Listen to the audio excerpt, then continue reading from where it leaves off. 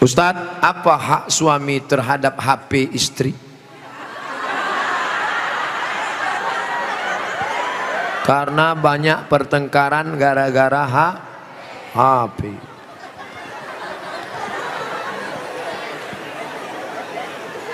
Lima hak ibu terhadap bapak.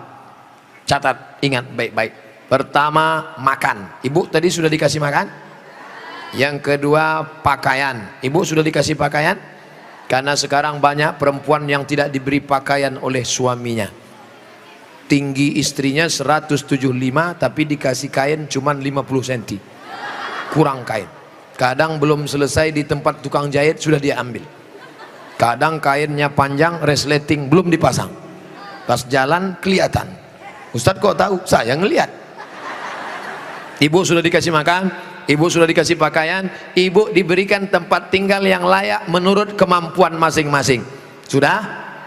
Keempat, ibu mesti diberi pendidikan. Yang ngajar ibu ngaji, bapak. Yang ngajar ibu sholat, bapak. Yang ngajar ibu akhlak, bapak. Bapak adalah guru di rumah.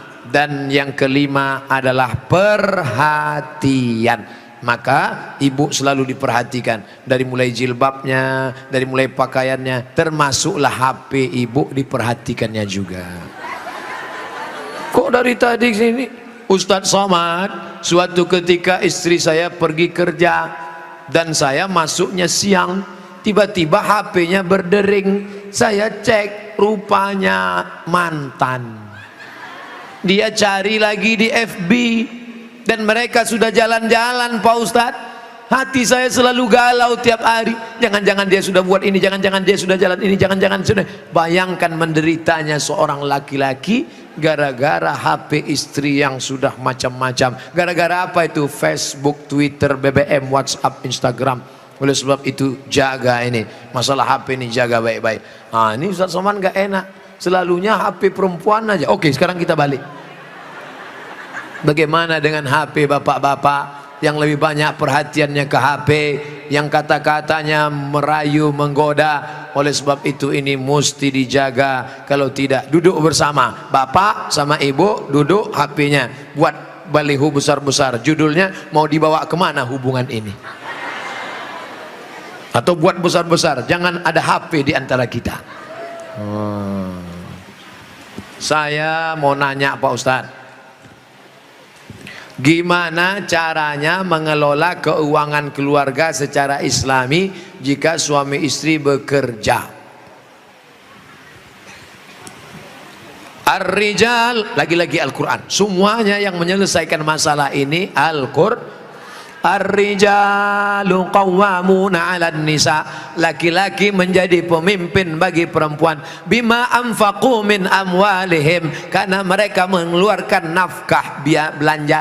Makanya harta warisan laki-laki dapat 2 kali bagian perempuan. Ibu kalau 25, bapak dapat 50. Ibu kalau dapat 50, bapak dapat 100. Kenapa? Karena yang menanggung biaya pernikahan mahar bapak, yang menanggung sekolah anak bapak. Sekarang ibu memang anak orang kaya, punya ruko 2, rumah batu jendela kaca, punya bapak yang sudah sakit asma 2 hari lagi meninggal. Kaya. Si bapak juga punya duit yang sama. Bapak punya duit, ibu punya duit, menikah. Apa beda duit bapak dengan duit ibu? Dalam duit bapak ada hak ibu, tapi dalam duit ibu tidak ada hak bapak.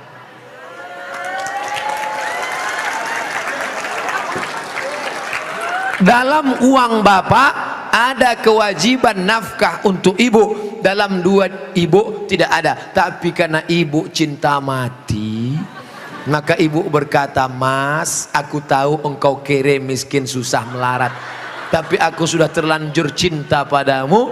Jangankan uang ini, nyawaku pun kuberikan. Ambillah semuanya, dengan syarat jangan kau nikah lagi." Nah, sudah jelas batasannya. Jadi kalau ada ibu punya kontrakan, PNS, pegawai, punya gaji, Ibu tetap ngomong ke suami, mas, aku mau kirim uang ini ke anak yatim, mau biaya anak pesantren, mau kasih wakaf beras 1 karung. Tapi ibu ngomong ke bapak itu bukan minta izin, karena uang itu memang punya ibu. Ibu ngomong sebagai adab, sopan santun, tata krama, budi bahasa. Jadi bapak jangan kegeeran, dan ibu jangan kurang ajar. Mas, ini uangku, ini kos-kosanku, ini rumahku, terserah aku, kamu mau ikut ya, kalau enggak lebih dari kamu bisa aku dapatkan. Jangan, luka hatinya. Galah patah boleh disambung, kaca retak boleh direkat, hati yang sakit kemana obat akan dicari. Nah, oleh sebab itu maka jaga.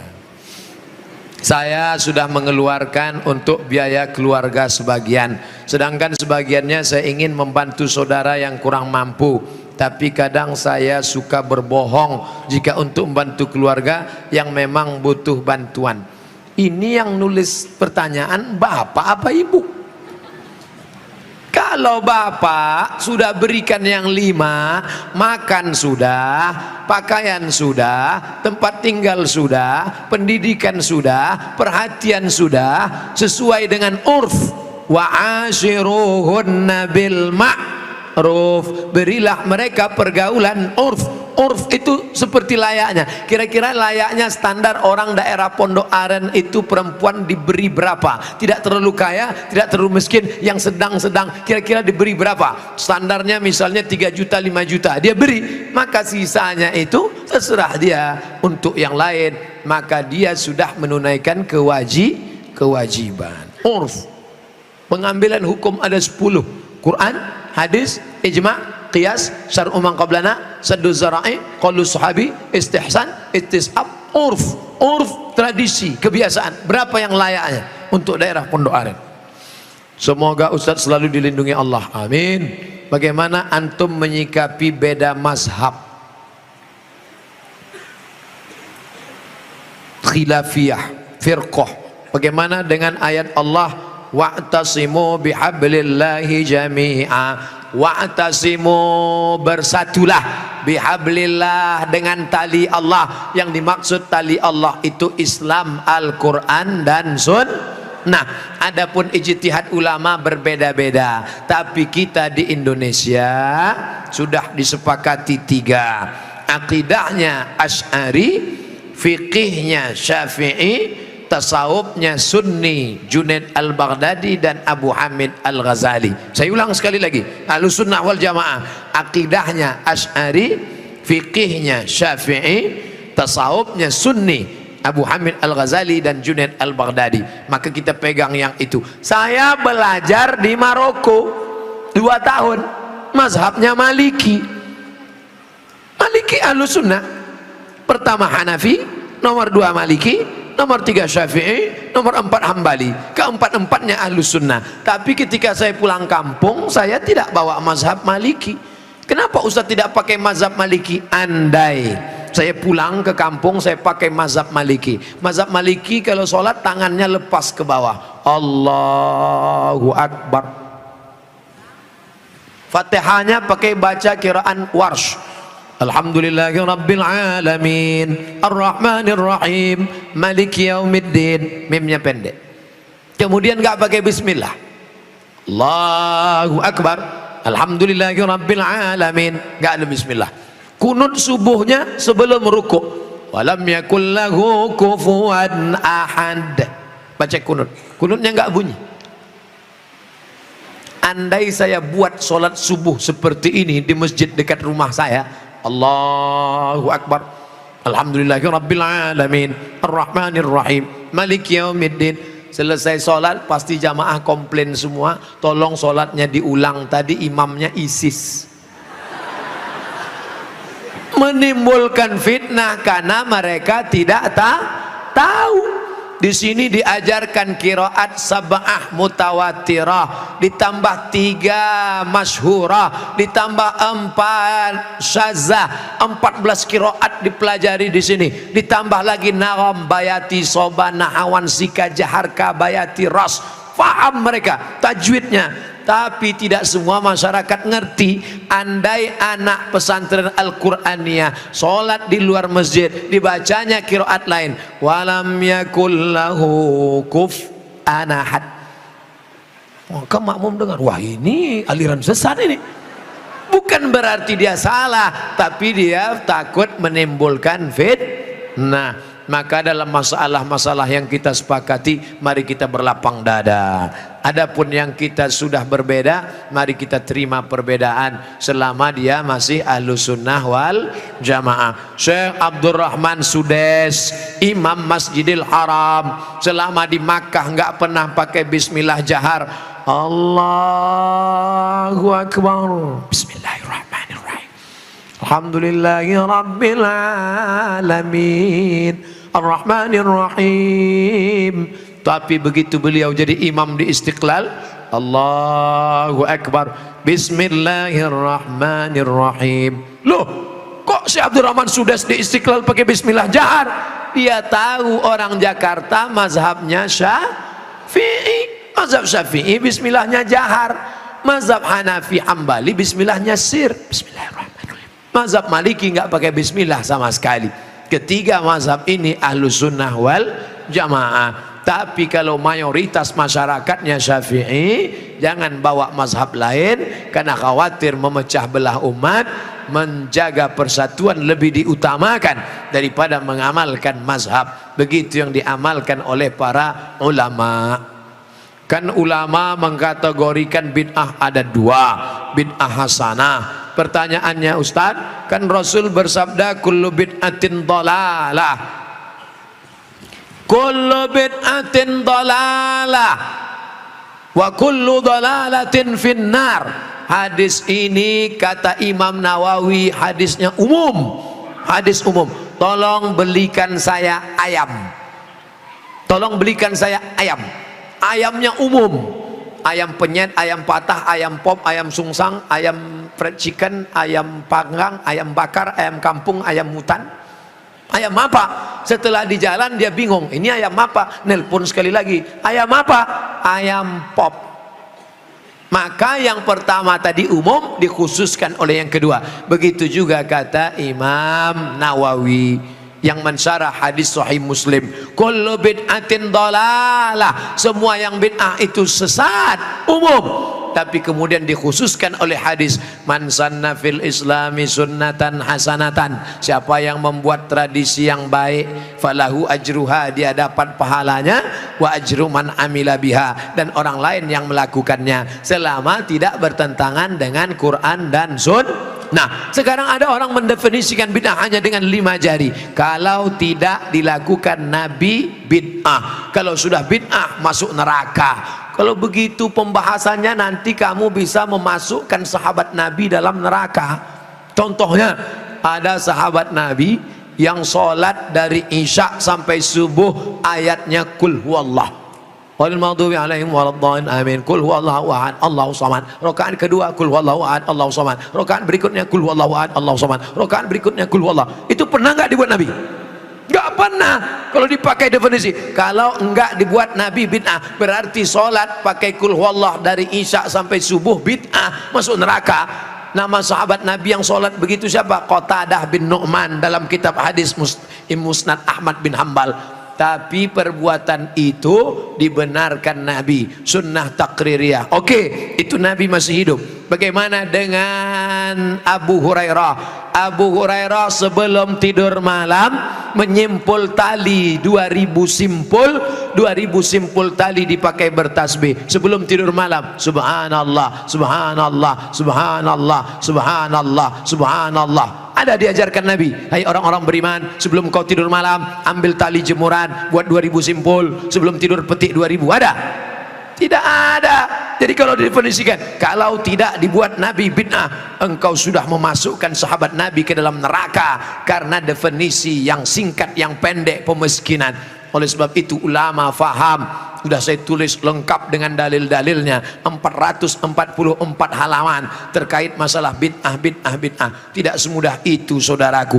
Ada namanya Imam Ibnu Taimiyah. Imam Ibnu Taimiyah kalau selesai sholat subuh dia tidak keluar masjid, dia melihat ke atas membaca Al-Fatihah sampai terbit matahari. Bismillahirrahmanirrahim, alhamdulillah rabbil alamin, arrahmanirrahim, maliki yaumiddin, iyyaka na'budu wa iyyaka nasta'in, sampai terbit matahari. Itu tidak pernah dilakukan Nabi. Kalau dipakai definisi, kalau tidak dilakukan Nabi bid'ah, berarti Ibnu Taimiyah sudah membuat bid'ah karena membaca Al-Fatihah dari sejak sholat subuh sampai terbit matahari.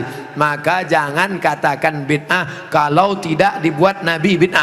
Ini tidak betul. Yang betul adalah kalau tidak ada dalilnya bid'ah. Selama ada dalil hadis qauli, hadis fi'li, hadis takriri, perbuatan sahabat, qiyas, ijma', maka perbuatan itu tidak bid'ah. Bagaimana pandangan Ustadz dengan laki-laki yang berambut panjang? Apakah itu termasuk menyerupai perempuan? Saya belajar ke salah seorang syekh, ketika itu ada yang nanya, "Syekh, apa betul Nabi Muhammad itu rambutnya panjang?" Maka syekh menjawab, Nabi Muhammad itu tinggalnya di gurun pasir. Gurun pasir itu cuacanya panas. Maka kalau rambutnya pendek, nanti cahaya matahari kena ke kepala, maka dia bisa pusing, panas, dehidrasi, kurang cairan. Makanya Bapak Ibu ketika di Makkah disuruh pakai topi, pakai payung supaya jangan kena panas. Nabi kepalanya ditutup dengan 3. Yang pertama rambutnya. Rambut Nabi itu dari depan panjang sampai ke belakang. Yang kedua ditutup dengan qalansuah, topi. Setelah itu ditutup dengan imamah sorban. Kalau di atas kepala dililitkan namanya imamah. Kalau diletakkan di tengkuk namanya burdah. Kalau diletakkan di kepala seperti kerudung namanya ghutrah, bukan serben. Jadi Nabi kepalanya ditutupi dengan 3. Pertama rambutnya panjang sampai ke tengkuk, dari depan ini sampai ke tengkuk segini, tebal. Yang kedua qalansuah, kain penutup. Setelah itu baru sorban. Maka kita pun, kami pun ketika kuliah dulu di Arab pakai sorban. Pakai untuk apa? Supaya jangan kena panas terik. Musim dingin di bawah derajat 0, 5 derajat, 10 derajat, di bawah 0 dingin. Maka kepala juga ditutup pakai sorban. Sekarang kenapa Ustaz nggak pakai sorban? Saya sekarang kepanasan. Tapi saya tidak menyalahkan para habaib pakai sorban. Mereka mengikuti sunnah Nabi Muhammad sallallahu alaihi wasallam. Nah, jadi kalau ada laki-laki berambut panjang, tapi rasanya di tempat kita rambut panjang bukan untuk menutup kepala biar supaya jangan panas. Justru tempat kita makin rambut panjang makin kepanasan, ketombe. Jadi kira-kira rambut panjangnya kenapa? Kenapa rambut panjang? Ini. Tapi tidak semua yang berambut panjang itu karena mengikuti perempuan. Jadi tidak bisa kita hukum serta-merta kalau rambut panjang LGBT. Enggak. Maka yang LGBT itu kalau menyerupai perempuan, la'anallahul mutasyabbihin minar rijal bin nisa. Allah melaknat laki-laki yang menyerupai perempuan dan perempuan yang menyerupai laki-laki. Mudah-mudahan anak kita terjaga dari LGBT. Tapi sebetulnya LGBT itu nama yang terlalu keren. Orang malah bangga sekarang disebut itu LGBT, itu bangga. Saya tidak setuju dengan LGBT, tapi saya malu mau nyebutnya di depan para kiai. Boleh saya sebut? Jangan sebut LGBT. Buat sebut nama yang mengejek, merendahkan, menghinakan. Apa namanya? PLT, penyuka lobang tai. Itu yang cocok bagi mereka. Kotor, najis. Zaman Nabi LGBT ini hukumannya man wajadtumuhu ya'malu amala qaumi Lut. Kalau kamu menangkap ada orang yang melakukan perbuatan Nabi Lut, faqtulul fa'il wal maf'ul, pancung kepalanya, hukum mati. Untung dia hidup bukan zaman Nabi Muhammad. Kalau hidup zaman Nabi habis, selesai. Bapak Ibu yang dimuliakan Allah Subhanahu wa taala, Ustadz berani ngomong gini apa enggak takut nanti ditangkap bencong? Ngapain takut? Banyak yang bela saya. Tapi pas pulang nanti sendirian ngeri juga ini. Insyaallah wa ta'awanu 'alal birri wat taqwa, saling tolong menolong dalam kebaikan dan ketakwaan. Wala ta'awanu 'alal itsmi wal udwan. Ingatlah saudaraku, ada satu kampung namanya kaum Sadum. Pernah dengar kata Sadum? Dari kata sadum inilah muncul istilah sodomi. Sodomi artinya perbuatan orang sadum, umat Nabi Lut. Bagaimana hukuman Allah? Ja'alna 'aliyaha safilaha. Bagian atas kami turunkan ke bawah, bagian bawah naikkan ke atasnya. Lalu kemudian amtarna alaihim, kami hujani mereka dengan apa? Hijaratan, batu-batu, min sijilin mandud, dari batu tanah liat yang dibakar di api neraka.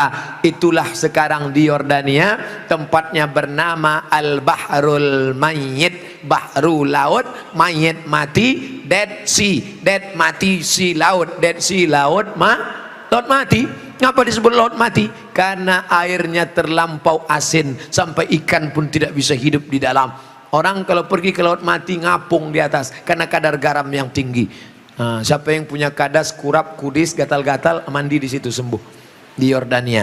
Bapak Ibu yang dimuliakan Allah Subhanahu wa taala, Pompei salah satu kampung yang diisi oleh homo. Lalu kemudian datang lahar dari bukit turun ke bawah, rata dengan tanah, sampai mereka berubah menjadi patung-patung batu karena ditimpa oleh lahar. Tidak sempat merubah ekspresi wajah orang homo yang mati dalam keadaan melakukan hubungan seksual terlarang, tak sempat merubah dari wajah kesakitan dengan wajah penderitaan. Begitu yang dialami masyarakat Pompei. Oleh sebab itu kita berdakwah, mengajak bukan karena benci, tapi karena ingin menyelamatkan supaya kita selamat. La ta'murunna bil ma'ruf, ajak mereka berbuat baik, wala tanhauna 'anil munkar, larang mereka jangan sampai melakukan perbuatan mungkar. Kalau kamu diam saja, aku tidak khawatir, kata Sayyidina Ali, aku tidak khawatir tentang betul dan batil, batil dan betul, karena dunia ini isinya betul dan batil. Yang aku khawatirkan adalah ketika kebatilan merajalela, orang yang betul diam. Karena orang betul diam,